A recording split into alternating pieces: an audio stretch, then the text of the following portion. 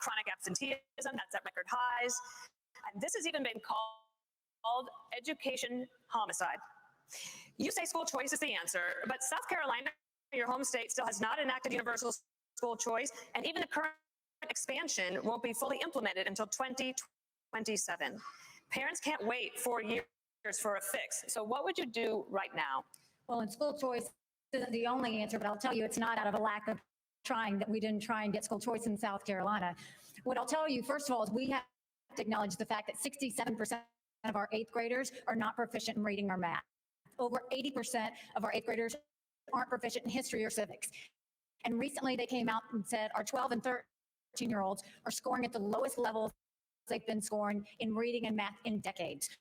So the first thing we've got to do is we've got to make sure we catch our kids back up. We have to make sure they can read. A child that can't read by third grade is 4 times less likely to graduate high school. We need to do reading remediation. We need complete transparency in the classroom. No parent should ever wonder what's being said or taught to their child in the classroom. We need to make sure that we have school choice so that there's competition. We need to move all the programs from the federal government down to the states and let states decide what education looks like in their states.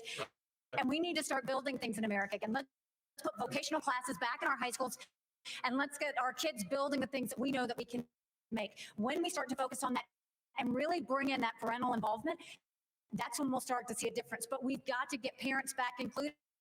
We've got to quit spending time on this DEI and CRT and instead focus on financial literacy, on digital literacy, and on making sure that our kids know what they need to do to have the jobs of the next generation.